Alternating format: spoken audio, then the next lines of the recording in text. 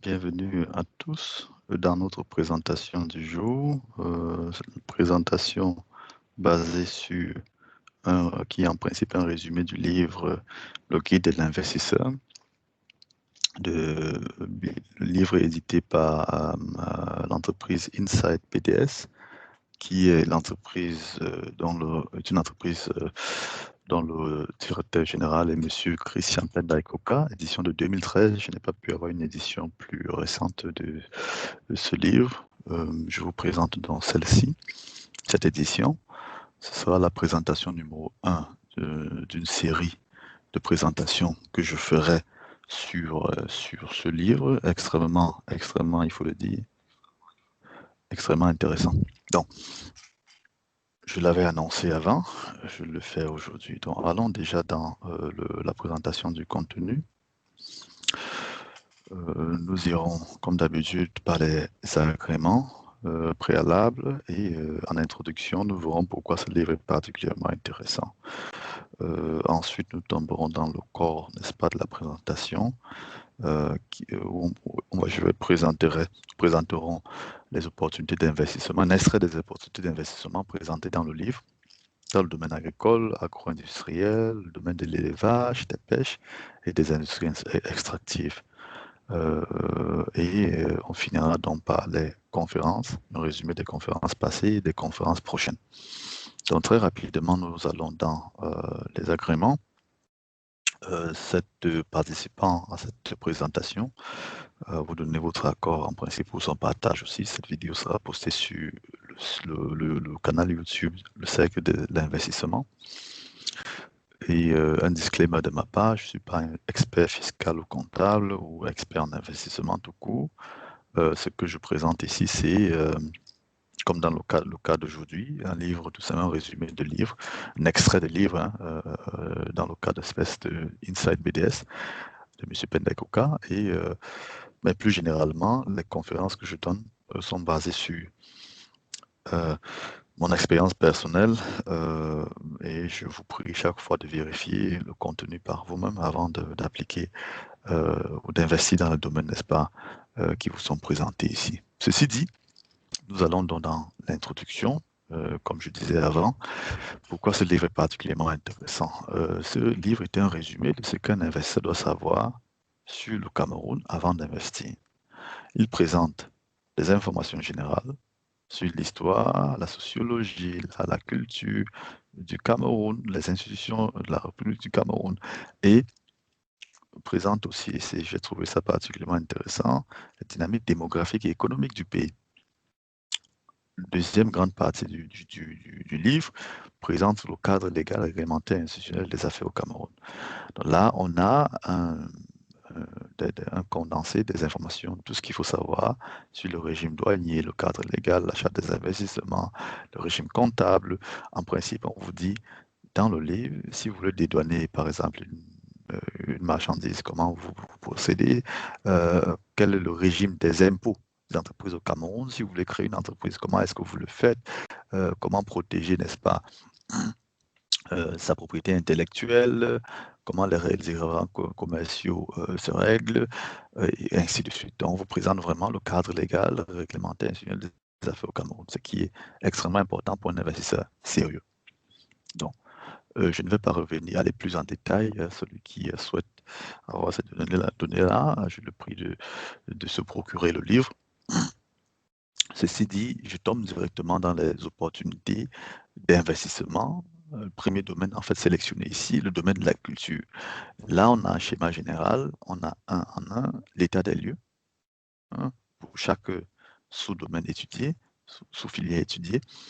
On a l'état des lieux avec la quantité, n'est-ce pas, qui est produite au niveau du Cameroun, l'évolution de la production au cours des années d'avant, et les principaux bassins de production et de consommation. Ensuite, sont présentés les problèmes des filières, hein, le problème, n'est-ce pas, des filières, et plus tard sont présentés des opportunités d'investissement basées naturellement sur, pour chaque problème, il y a des opportunités, chaque problème présente des opportunités, c'est ce qui est présenté en principe pour chaque filière. Donc, je m'attarde ici sur la filière riz, qui m'a intéressé. J'aurais pu choisir beaucoup d'autres filières, comme vous voyez plus bas. Ben, je m'attarde un instant sur la filière riz. On a une quantité produite pour le riz en 2011 de 180 000 tonnes, dont 70% vont au Nigeria, 70% vont au Nigeria. Et de l'autre côté, le Cameroun importe 543 000 tonnes de riz, qui équivalent à peu près à 145 milliards de francs CFA. L'année 2011, autour des années 2011.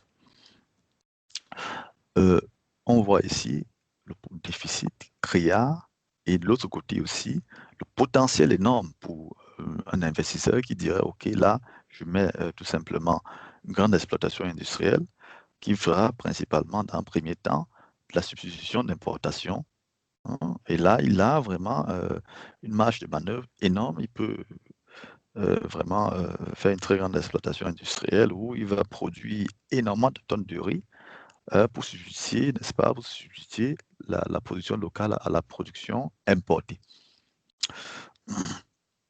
Donc, je m'arrête là pour cette première filière, la filière riz, où on voit tout à fait un potentiel, comme je dis ici, 145 milliards à prendre dans la culture du riz. C'est de l'argent qui est là et qui peut, si on le fait bien, être tout à fait généré dans la filière riz au niveau du Cameroun. Et là, je parle vraiment de 2011. Je pense en général, mais ça c'est ma pensée privée, que la tendance n'a pas changé depuis cette année 2011. Nous allons donc dans la deuxième filière choisie ici, la filière, n'est-ce pas, de l'agro-industrie. Et en particulier ici, le sucre. Ici, nous avons aussi un déficit criard entre la quantité produite et la quantité importée. Ici, on a 137 000 tonnes de riz produits localement, principalement à 80% par la Sosucam. Et de l'autre côté, on a 150 000 tonnes importées pour le Cameroun. Donc, les besoins sont plus grands que la production locale et on recourt aux importations.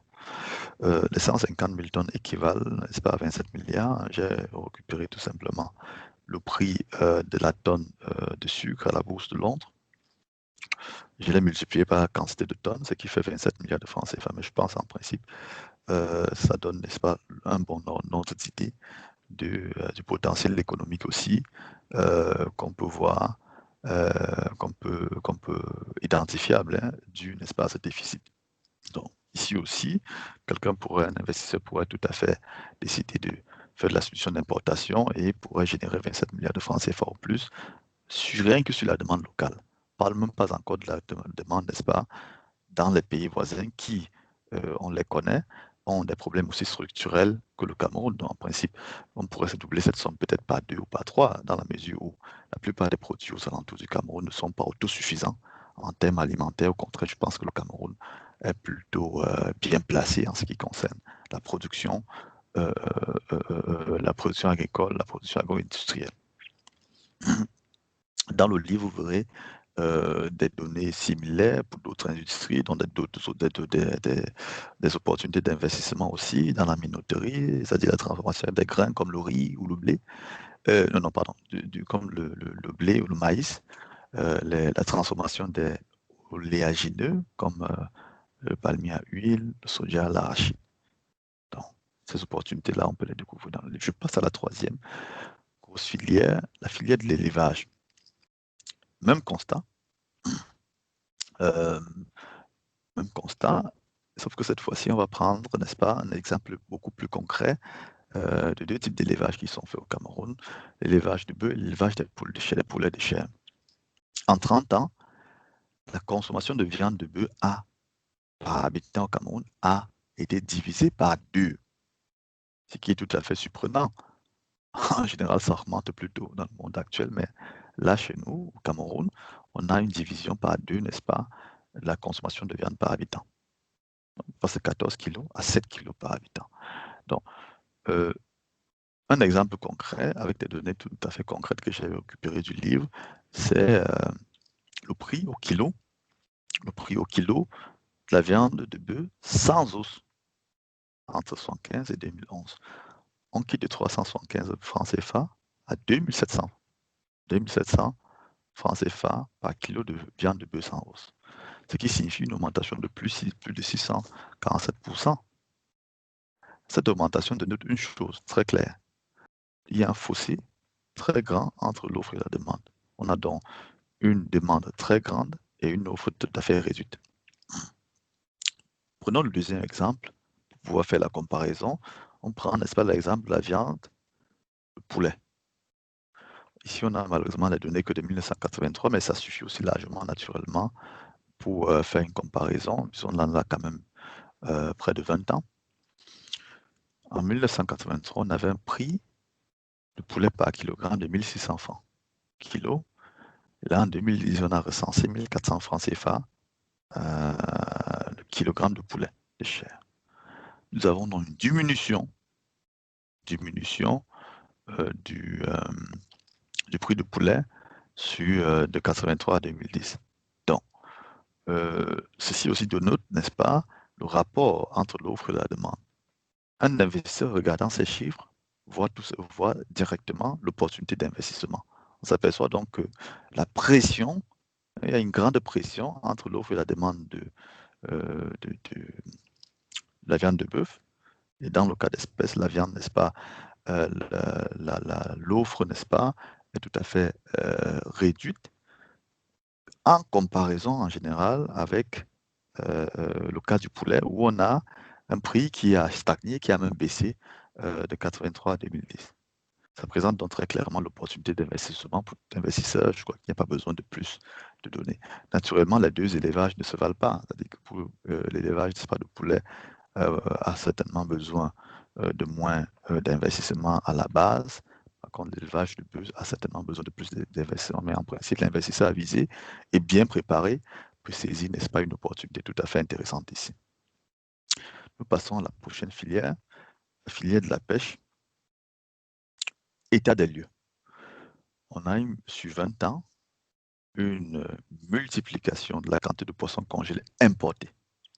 Donc, on peut interpréter, n'est-ce pas, cette multiplication des importations de poissons comme étant une compensation des protéines de la viande de bœuf dont la demande n'a pas pu être satisfaite par la production locale.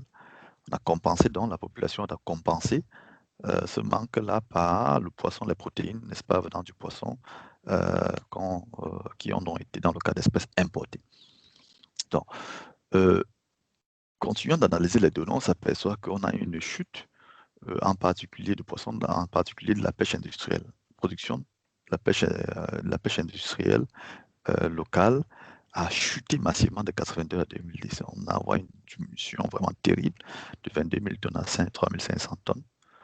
Et au vu de ces chiffres, on a une conclusion qui est très simple, c'est de dire, vu la demande énorme, la croissance de la population, la demande énorme en termes de poissons, toute production locale compétitive trouvera sa place sur le marché local. Donc ça présente ici aussi très rapidement, ces données présentent une opportunité d'investissement en or pour quelqu'un qui voudrait faire par exemple de la pêche industrielle ou même la pisciculture. Puisqu'il produirait de manière compétitive et substituerait, n'est-ce pas, le poisson local au poisson importé. C'est une opportunité qui est aussi présentée dans le livre, entre beaucoup d'autres opportunités dans le livre. Nous passons au domaine suivant. Le dernier domaine, je vous en aurais présenté dans 5 en tout. Les industries extractives, c'est un domaine tout à fait sous-exploité, vous verrez pourquoi. Je vous présente ici l'état de lieu déjà des ressources minérales recensées. Ici, je suis dans le livre, je suis tombé sur les cartes, n'est-ce pas, des ressources, les cartes minéralières, on va dire, du Cameroun. On a des cartes tout à fait précises des substances, des ressources minérales du Cameroun. On a plusieurs cas dans le livre et on voit très clairement dans quelle région il y a quelles ressources minérales, dans quelle région on trouve, n'est-ce pas, de l'or, dans quelle région on trouve du diamant, dans quelle région on trouve du sable, de la pouzzolane, du granit, de l'uranium, etc. Donc on a vraiment ces données-là. Elles sont tout à fait accessibles aussi, je pense au niveau du ministère des Mines, pour les avoir. C'est des données qui ne sont pas cachées pour les investisseurs. Et quand on revient donc sur la présentation que je vous présente là, nous voyons donc une liste de ressources qui sont là et très clairement, je ne pense pas qu'il y ait une industrie sur place qui transforme tous ces produits. Je ne pense pas qu'il y ait une usine de platine au niveau du Cameroun, de grenade, d'olivine ou une usine de graphite ou une usine, n'est-ce pas, d'uranium, une usine de terre rare. Non, je ne pense pas. Donc, en principe, on a là un domaine largement sous-exploité et la bonne nouvelle, justement, c'est que les données sont là, sont disponibles. On sait ce qu'il y a dans le sol camerounais et tout investisseur qui veut, qui a les moyens et la volonté, peut donc se rapprocher des pouvoirs publics et voir dans quelle mesure exploiter ces ressources-là. J'en ai fini avec les industries et les filières que je souhaitais présenter pour aujourd'hui, dans cette première partie, n'est-ce pas, de la présentation du guide de l'investisseur. En résumé, BDS, Business Development Service, qui a donc édité ce livre, compilé, édité ce livre, le guide de l'investisseur, nous présente vraiment des informations tout à fait intéressantes pour l'investisseur, comme information vraiment en général, qui permettent à l'investisseur de se situer, de comprendre en fait l'environnement des affaires au niveau du Cameroun. Le même livre aussi présente donc pour les différentes filières les problématiques et propose des solutions et des opportunités d'affaires pour les différentes filières. C'est un livre totalement recommandé pour un investisseur qui souhaite investir au niveau du Cameroun et même plus loin au niveau de l'Afrique parce que en général, les données là sont tout à fait similaires, les problématiques sont tout à fait similaires dans beaucoup d'autres pays d'Afrique noire. Passons donc à la dernière page de notre présentation d'aujourd'hui, c'est-à-dire les conférences prochaines. La prochaine conférence sera la semaine prochaine, au plus tard le dimanche 6 septembre. Je vous présenterai donc à base de mon expérience en tant qu'agent immobilier comment chercher, trouver et financer sa maison d'habitation en Allemagne. C'est une problématique qui est rencontrée par beaucoup de nos confrères et consoeurs, nos frères et sœurs ici en Allemagne. Et j'ai donc décidé de faire un petit résumé pour aider les uns et les autres à acquérir, trouver, chercher, trouver et financer la maison d'habitation. Les prochaines conférences ont déjà été annoncées ici. Il s'agit de la conférence sur l'Africain en Europe. Est-ce qu'il peut être jeune et millionnaire en Europe, en euros et en Europe? La suivante sera le guide de l'investisseur, la partie numéro 2. On verra beaucoup d'autres domaines qui sont abordés dans le livre. Et ensuite, on aura la conférence sur les revenus passifs et sur l'investissement, les investissements que les riches font. J'en ai fini avec la présentation d'aujourd'hui. Merci pour votre attention et voilà, je vous souhaite un bon week-end et à très bientôt. Au revoir.